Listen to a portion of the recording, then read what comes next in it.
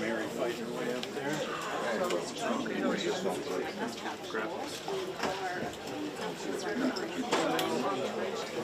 We're getting what they're sending us.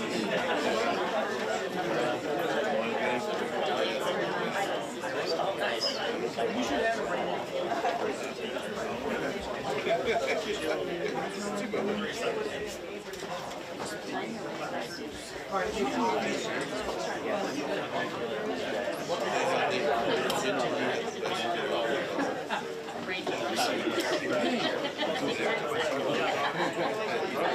Watch out, neighbors. old. Pretty old, but he wasn't 40s. No, definitely early 60s. But he wasn't quite. Sorry.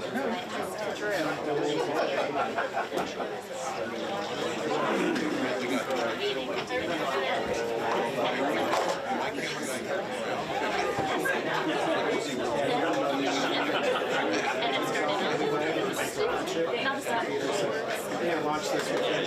You won. I did. You can be in too. I mean, not to me. The nicest thing you've ever said. Honestly, I don't.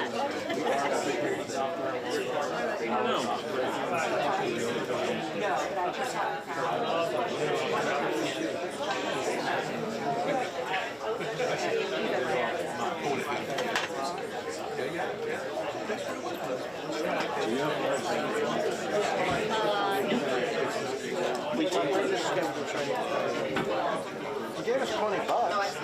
I think he's just like, No. I apologize. They stashed away, but I'm sorry. I apologize.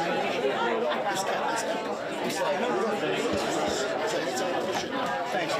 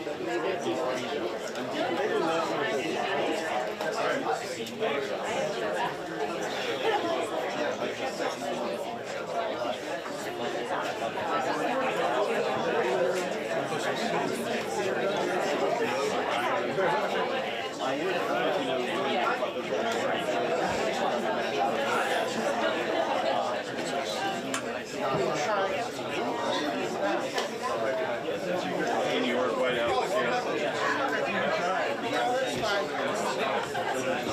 she is not in the briefing room yet.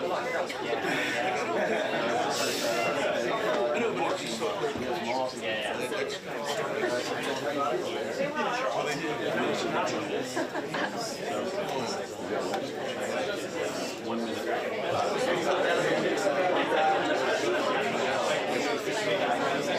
In New York, she's walking in now.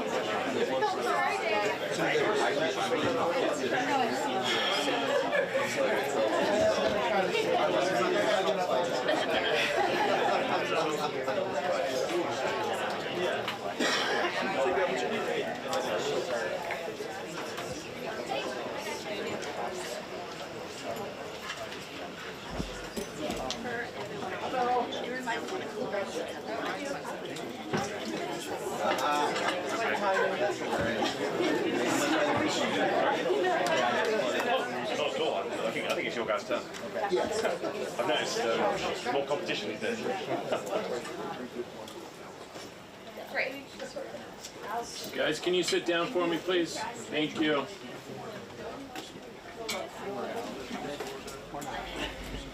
Hey guys, can you sit for me, please, real quick? I got a live shot. You guys gotta get down.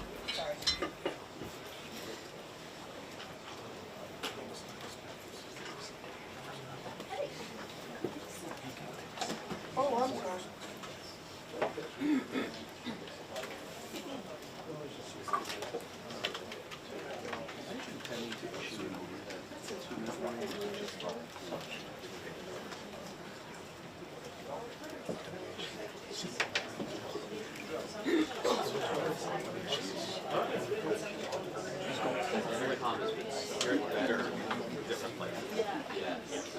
Or is it just that the young White House person is not projecting? All the speakers are set to the that's fine.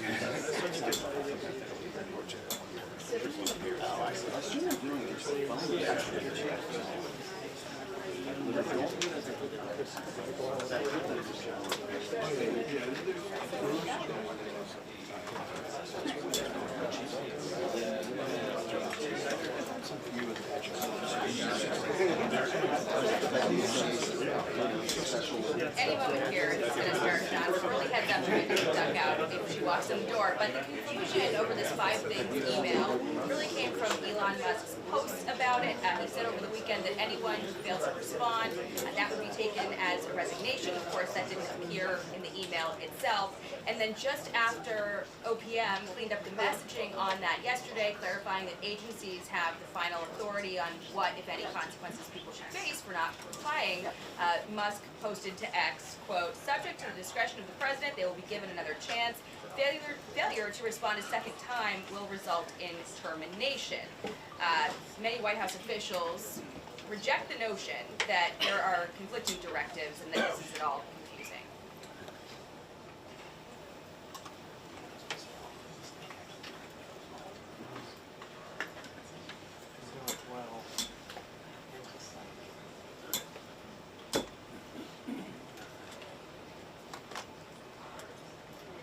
So whether that deadline is real or applies to everyone is still unclear. Meantime, the White House is inching closer to striking this deal with Ukraine to give access to rare earth minerals. It does not come with any security guarantees or military aid, but many of those minerals are in areas that are under Russian control. So awaiting detail on how exactly the U.S. can get access there.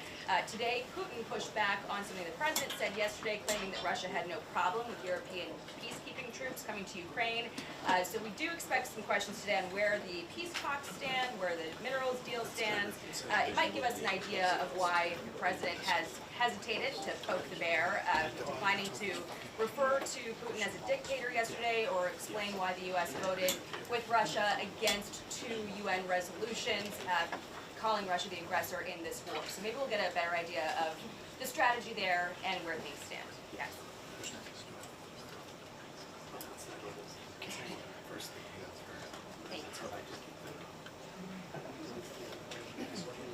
Thank you.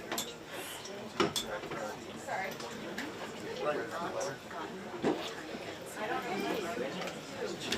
What? This many people. There are more on TV. That's true.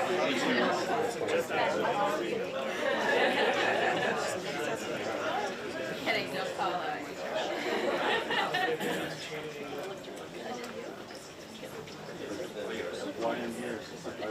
That was just, I think,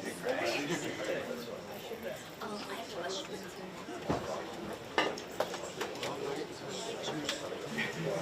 Who's that?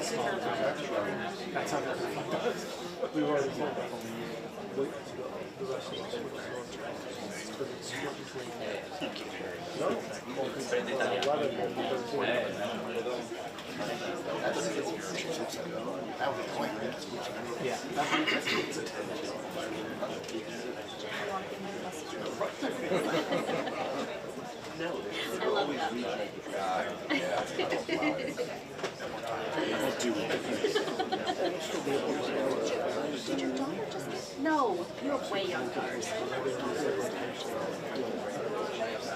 Oh. No one remembers. No, I was thinking audio, so it's Steve. And he's his stuff. Got married.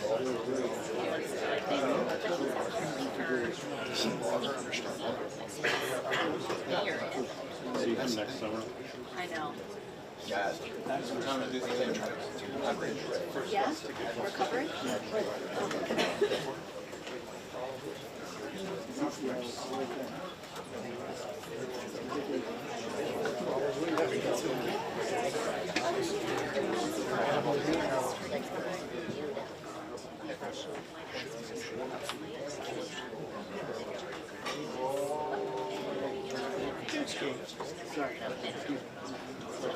Say you grow your hair long so you can. Great flame there. He's called.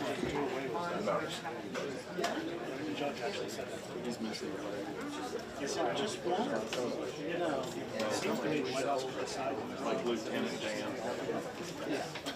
So that's what's bad. Once we look at the case, it's gonna be done.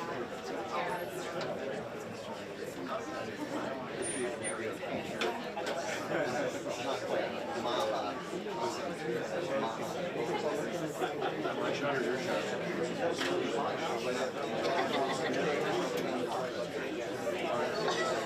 Oh,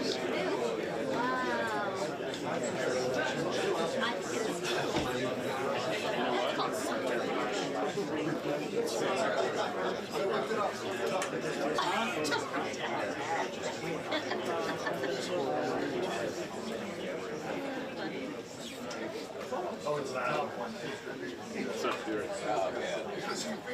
oh, your fingies. Your fingies. I'm a hand model, pretty much. There we go.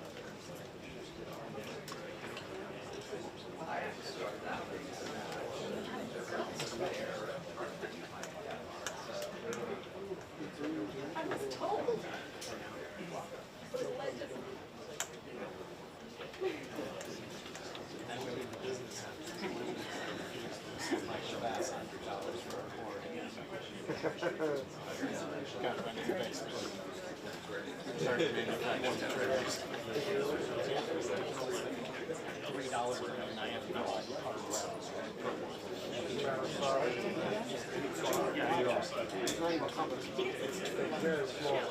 Very so clear. Yeah,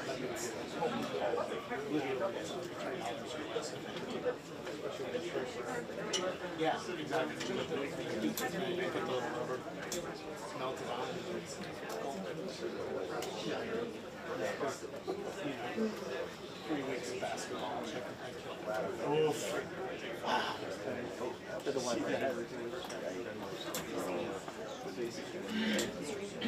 Watch. Watch. Coming in. Yes.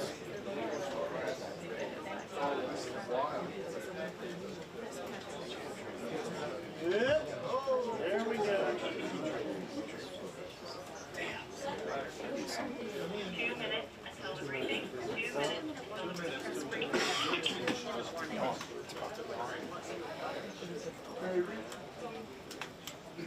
Of course. Yeah, of course not. Even if why it's still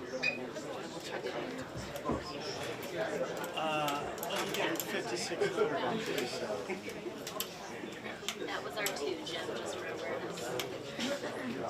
Not him, sorry. Did you see the tungsten? Other Jim. Jim number 2. I made yours your plus one.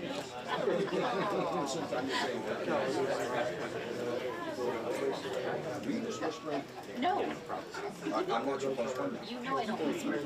I'm only allowed to whisper here. You could be the next back. I tell you what. Jim's favorite.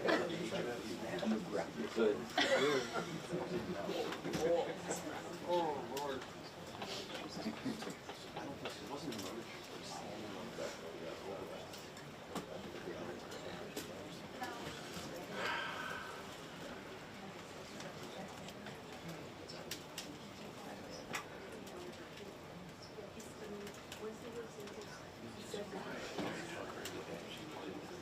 Sacrifice we only have one to cover something else. I would not shed it in tears.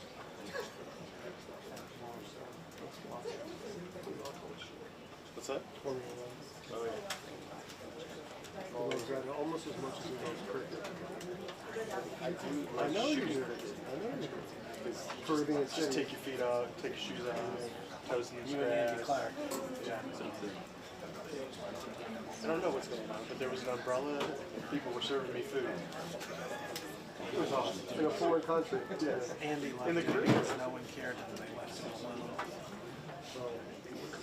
I just kept looking at the photographer next to me. I was like, is that important? He goes, that one? 10 days later, you're still at the same thing, same match. You have no idea what the score is. So relaxed. Even when it was something important, I was like, yeah, you should move that.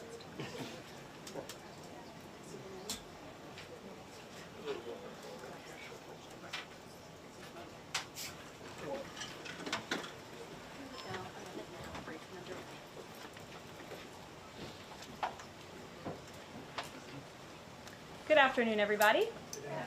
How are we today? Good. During his inaugural address, President Trump promised that America would be a manufacturing nation once again, and liberal pundits mocked him for it. But those critics were proven wrong once again.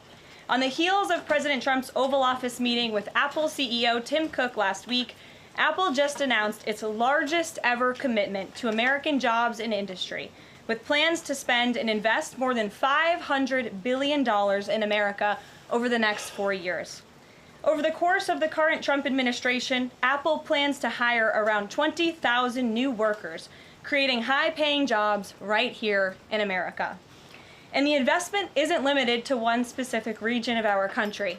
Apple teams and facilities will expand all over our country, in Arizona, California, Iowa, Nevada, North Carolina, Michigan, Oregon, Texas, and Washington. With President Trump in charge, America is open for business. Apple CEO Tim Cook said it best in the company's announcement: "We are bullish on the future of American innovation." On top of this incredible Apple announcement, President Trump already announced more than $1 trillion in pledged investments into the United States. And on another important note that the American people entrusted President Trump to fulfill, this administration's efforts to seal the border continue to prove extraordinarily successful.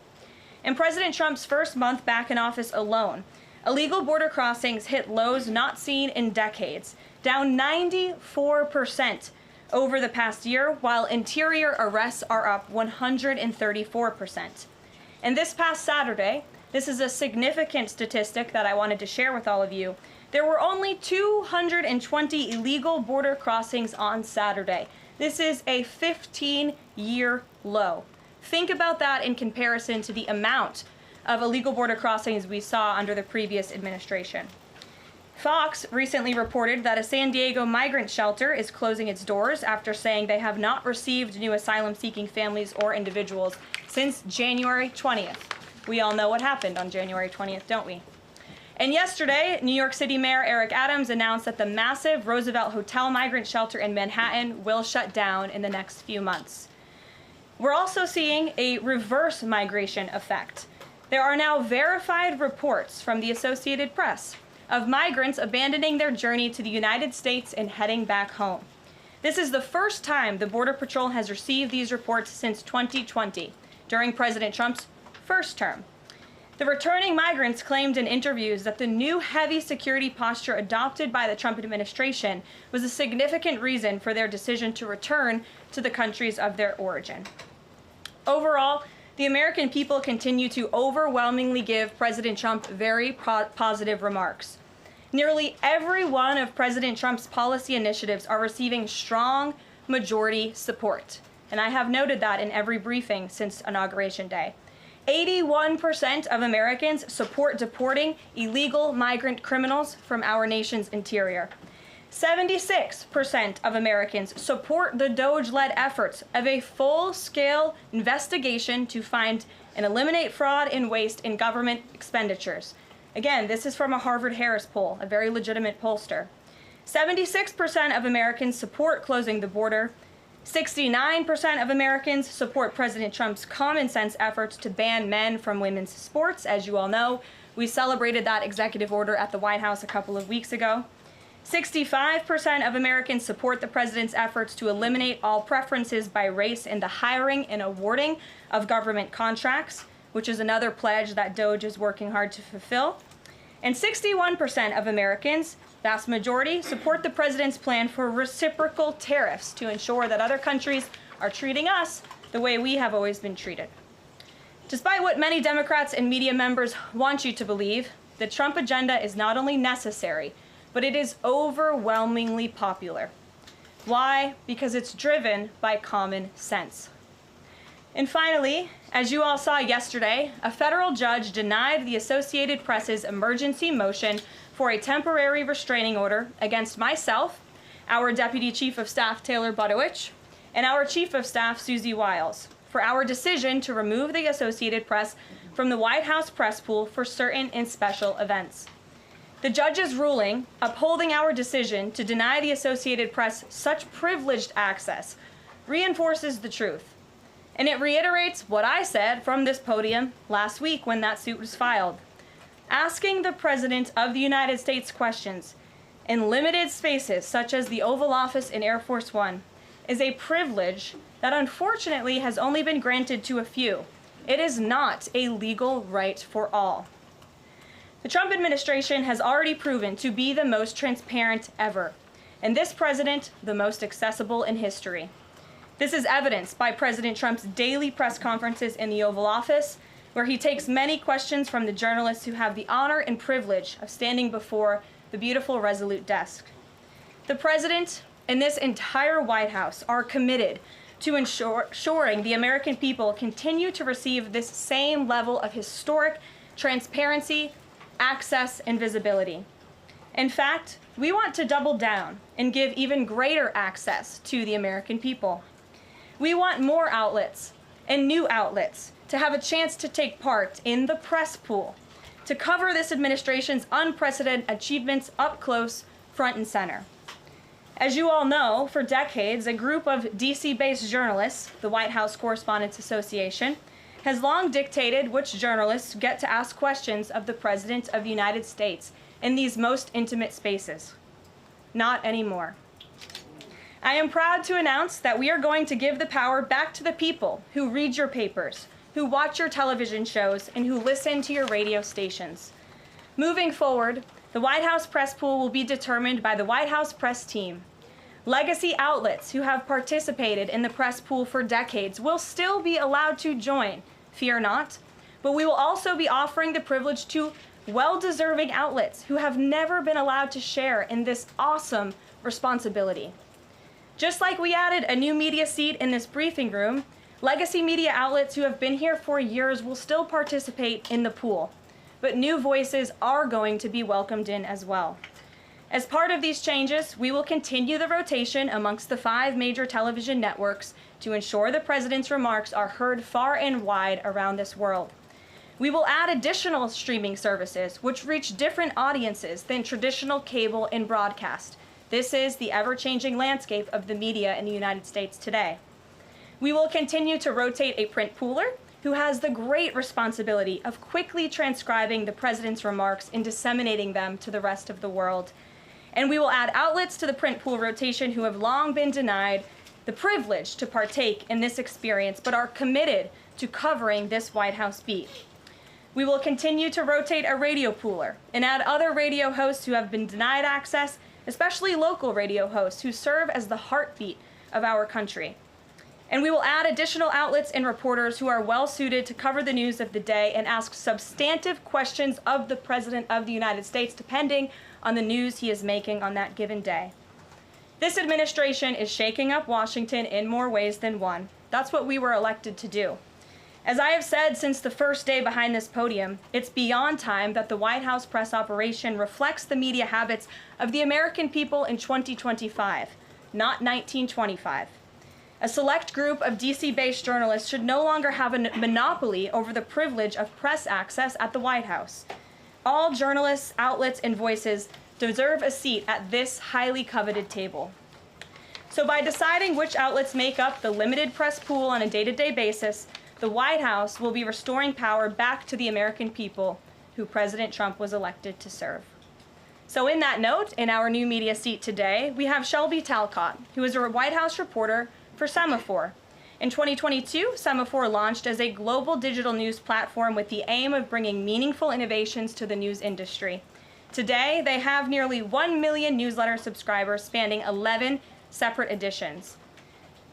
With that, Shelby, I will take your questions. Thanks, Caroline. I've got 2 for you. One on foreign policy. Over the weekend, the president's special missions envoy, Rick Grenell, was talking about Venezuela, and he said that the president isn't someone who wants regime change. Other administration officials have made clear that they don't see Maduro as the rightful leader. What is this administration's policy on a new government in Venezuela? I think the president has made his position on Venezuela quite clear. He stands in opposition to the Maduro regime, and Secretary Rubio has spoken on this extensively as well. And then on DOGE, last night Elon Musk said that a failure to respond a second time will result in termination. Will there be additional rounds of the "what did you do this week" email from DOGE to federal workers? And what's the guidance on the federal workers who've been instructed by their agencies not to reply? So a couple of things on this. First of all, let's just take a step back and talk about this idea. The president sent out a truth last weekend to Elon Musk saying he loves everything Elon is doing and he wants him to be even more aggressive because DOGE thus far has proven incredibly successful in making our government more efficient. And so Elon and DOGE came up with this idea. Elon has implemented this at his private companies. It has proven successful. And it's a very simple idea when you think about it.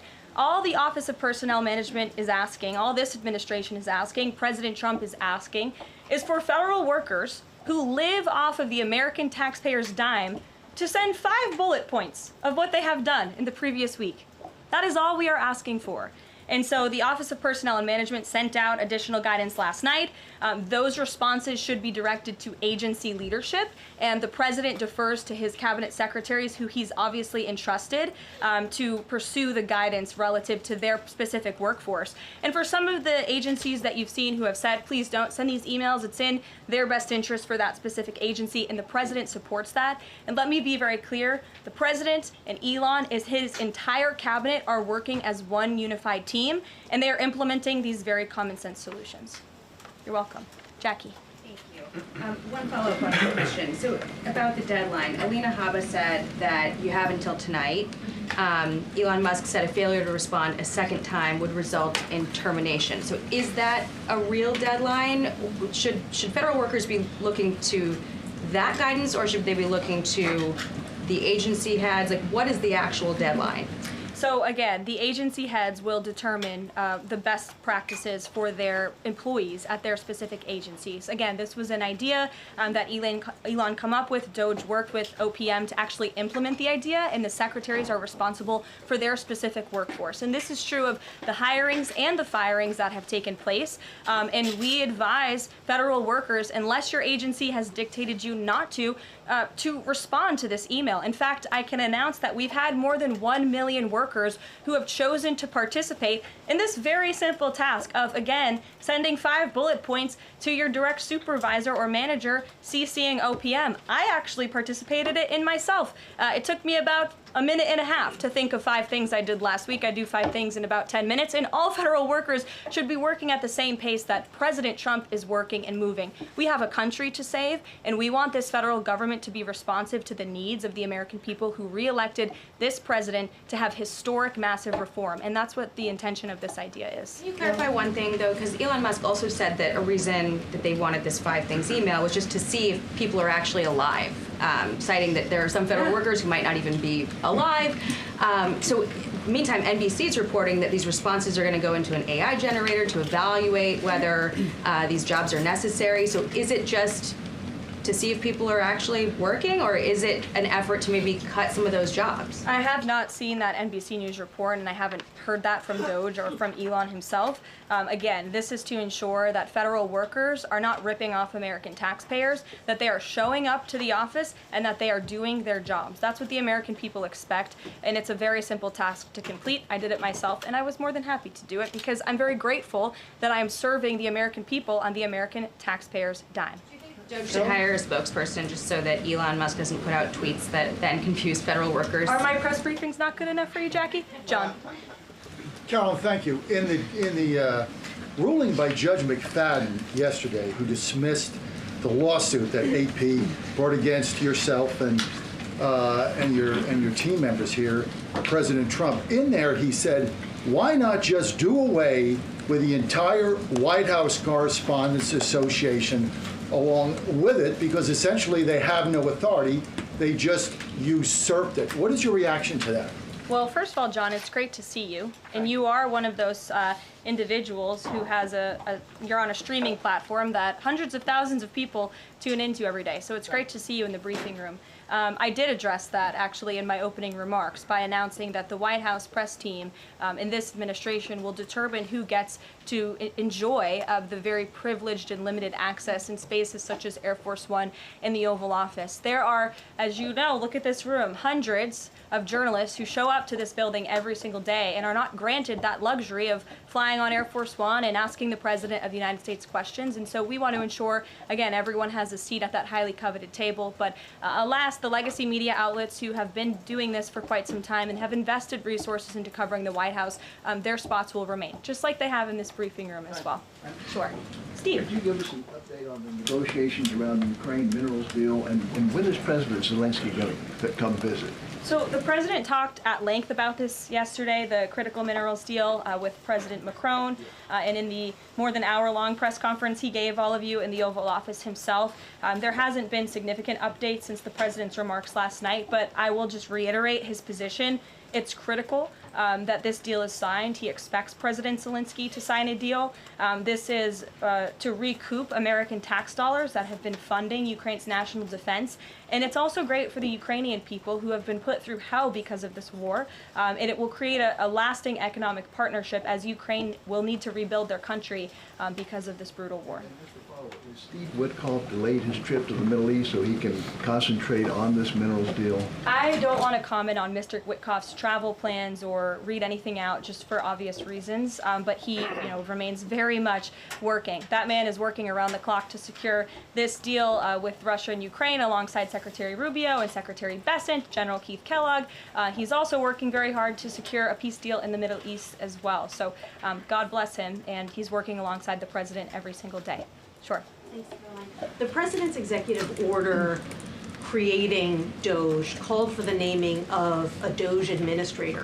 Who is the DOGE administrator? So the president tasked Elon Musk to oversee the DOGE effort. There are career officials and there are political appointees who are helping run DOGE on a day-to-day basis. There are also individuals who have onboarded as political appointees at every agency across the board to work alongside President Trump's cabinet to find and identify waste, fraud, and abuse, and they are working on that effort every day. So is Elon Reagan. Musk the administrator? Reagan. Thanks, Caroline. I have two for you today, one on the border wall and one on the DHS investigation. Sure. First on the border wall. Border wall construction has restarted in Texas and California under contracts awarded under Trump's first term. Is the president looking to secure new contracts, and how is he defining success in terms of border wall construction this administration?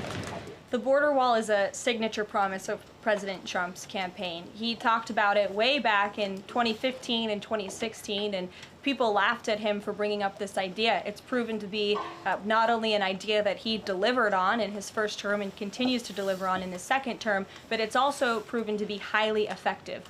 In fact, we know where there were parts of President Trump's border wall built and standing under the previous administration, illegal border crossings dropped 87% where there was a border wall. So the wall is an incredible deterrent factor for illegal migrant caravans. The president is committed to the continuation of the construction of the wall. And the previous administration actually sold off the resources that the Trump administration secured to build the wall. And that's an egregious misuse of the American taxpayers' money. They just let those resources rot on the southern border. They actually sold them for pennies on the dollar. So this administration, DHS and ICE and Customs and Border Patrol and Tom Homan and all of the great people who are working on this effort are committed to continuing the construction of President Trump's border wall. DHS investigation into people who might be leaking within the administration. Will the White House release the names of the individuals that DHS Secretary Noem said were caught leaking details of the ICE raid? And can you share how many leakers have been caught so far and what agency they were a part of? I would defer you to DHS on the leakers that they have identified, but I know the president and this White House commend Secretary Noem for launching an internal investigation to identify those leakers because it's unacceptable for career bureaucrats who are standing in the way of the will of the American people and enacting President Trump's agenda. If they don't want to adhere to the will of the 77 million Americans who reelected President Trump, then they should go find another job. And if they continue to leak information, especially information that is critical to protecting Border Patrol agents and ICE agents who are out there doing jobs that not many people are willing to do, putting their lives on the line to protect our national security, then those individuals absolutely should be fired. And this administration is committed to finding them. Sure. Caroline, two questions for you, one related to Guantanamo Bay, the other to the White House Correspondents' Dinner. I wanted to get your response to some Washington Post reporting of the migrants who stayed over at Guantanamo Bay for the last 2 weeks. They told the Post they were rarely let outside, they were shackled and placed in what they described as cages, and alleged that they were not treated as human beings. Does the White House have any response to those conditions? At Guantanamo Bay? It's a promise the president campaigned on, that if you invade our nation's borders, if you break our country's laws, and if then you further commit heinous, brutal crimes in the interior of our country, like raping and murdering innocent, law-abiding women and girls, and committing heinous acts of violence, then you are going to be deported from this country, and you may be held at Guantanamo Bay. These are criminals we are talking about. Don't forget that. Sure. So U.S. consumer confidence fell this month, the most since August of 2021. What is your message for Americans who are concerned about the impact of things such as tariffs on prices?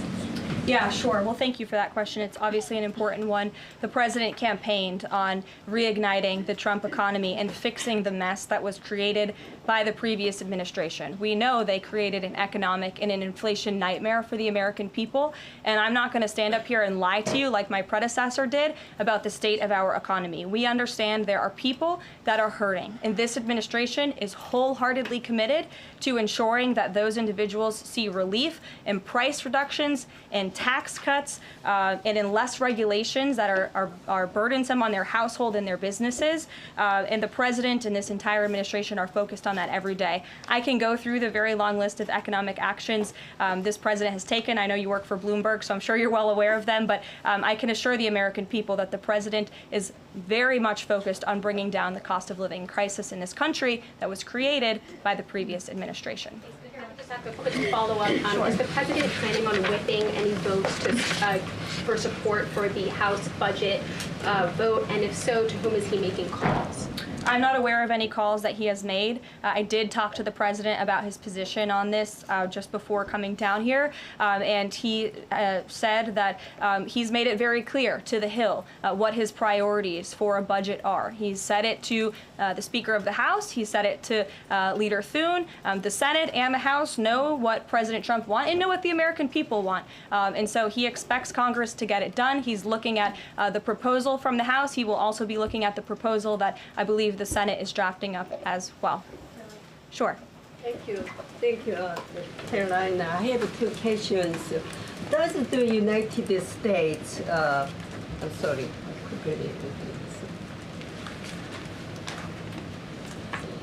Well, why don't you identify your question and I'll come back to you. Sure, go ahead. Thank you.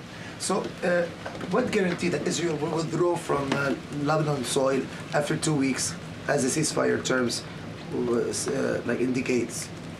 I'm not sure about the guarantee that you're referring to. I can tell you that this administration remains very much engaged. We know the deadline for the Phase 1 ceasefire is imminent. So Steve Woodcock, whom I mentioned earlier, and the president's administration and his team and the president himself remain very much engaged. We want to see the ceasefire continue, and the president has made it very clear he wants to see all of the hostages who have been held in captivity in Gaza returned home.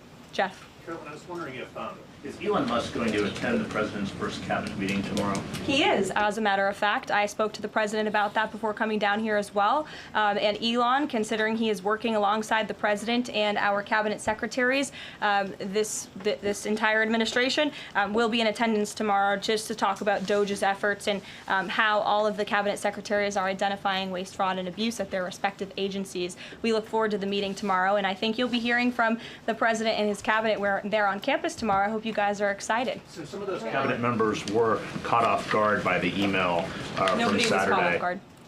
A few departments said they were caught off guard. The FBI was, the DOJ was. Did anonymous sources say that, or did the cabinet secretary say that? The cabinet secretaries and others have said that they were not aware that this was happening. So I'm wondering, will there be a give and take tomorrow at the cabinet meeting? Is Elon Musk or the president open to any type of dialogue about who is actually in charge of the chain of command of these workers? I would reject the premise of your question, Jeff. The cabinet secretaries have not said that. I know anonymous sources, probably career bureaucrats, have leaked that to many of you in this room.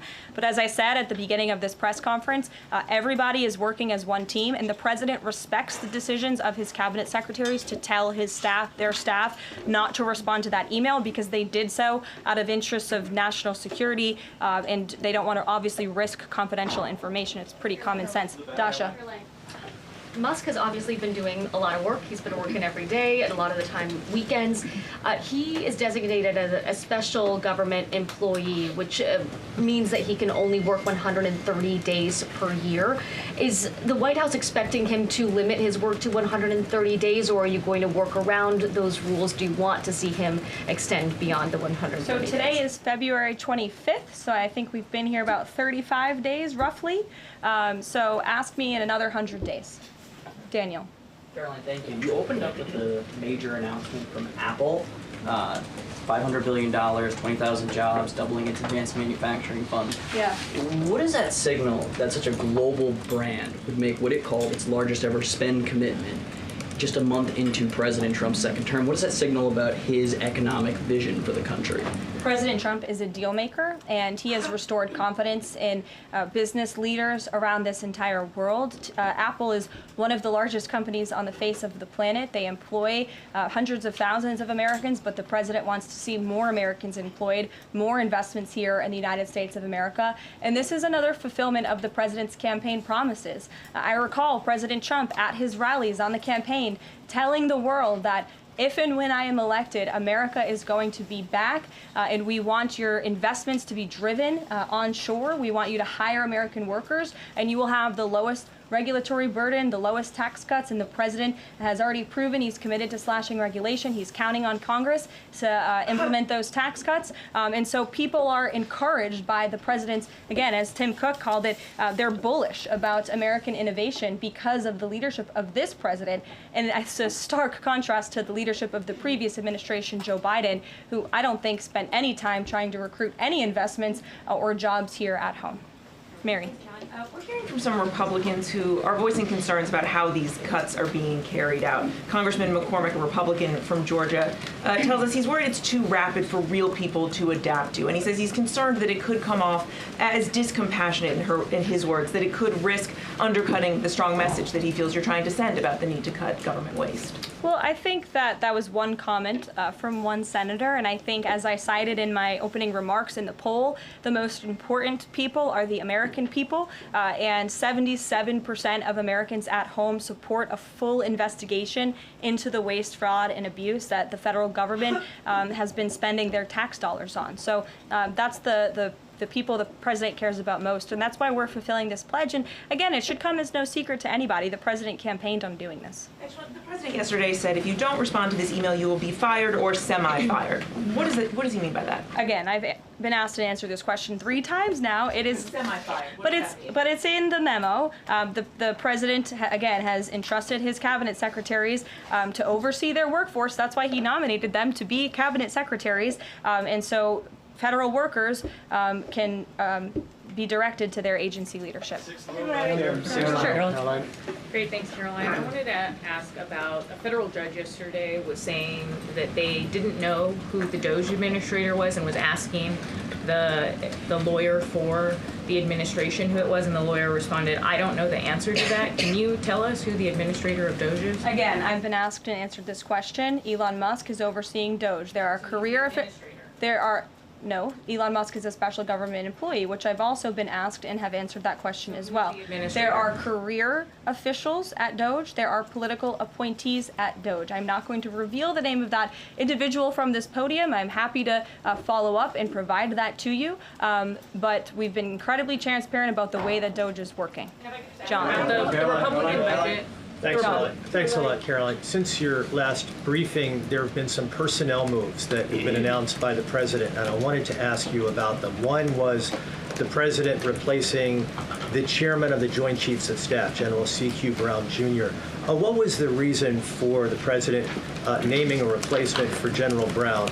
And then I'll follow up with another personnel announcement that's been made over the last few days. He thinks he's doing a bad job, and it's time for a shakeup at the Pentagon. They failed 7 audits in a row. The trust in our United States military amongst the war fighters is low. The president is shaking up the Pentagon and the Department of Defense, of course, with Secretary Hegseth leading, and he has the right to do that. It's actually quite common from administration to administration to do such a thing. The president, when he swore him in as the Chief of Staff for the Air Force, called him a great man and a great gentleman. Does he distance himself from the remarks that he made back in August of 2020? I think replacing him speaks for itself. James. There was one other one, if I'm sorry, thank you. On the FBI, the president also announced a new deputy director of the FBI, Dan Bongino.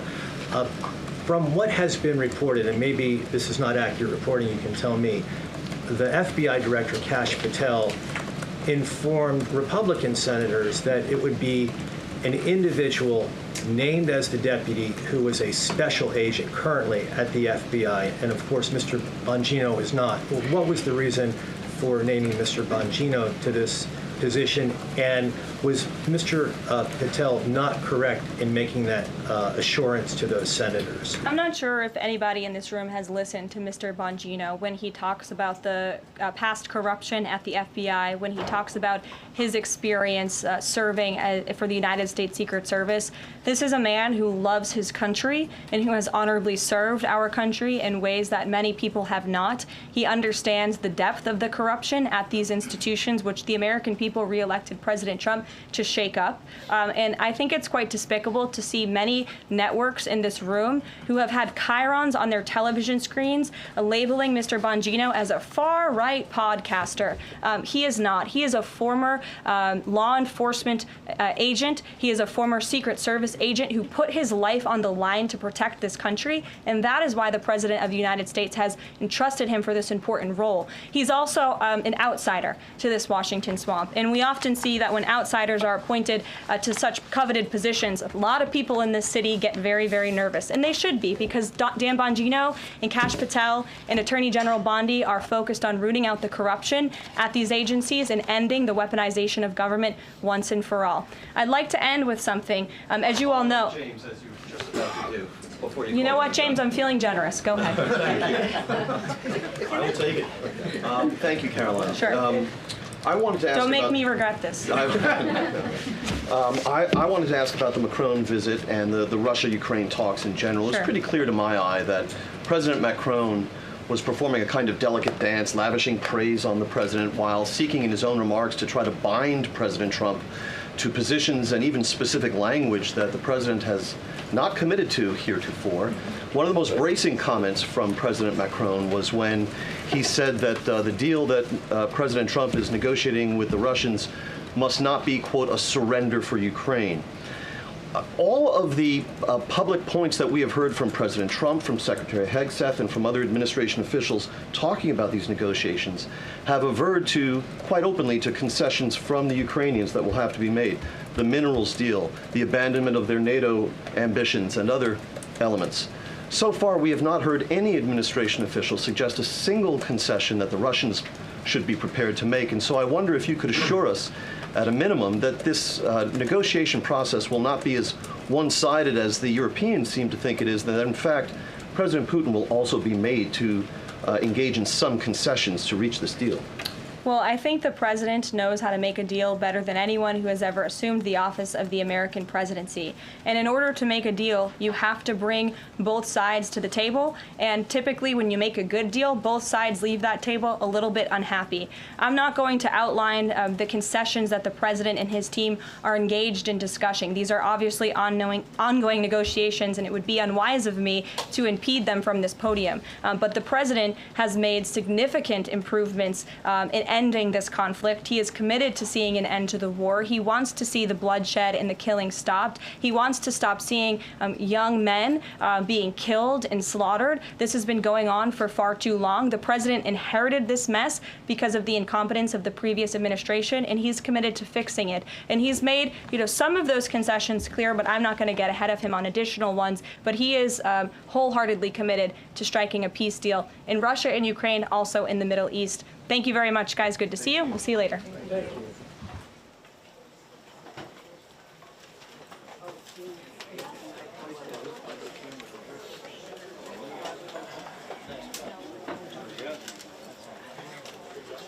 And I took Jeff, but usually I reserve when I make them.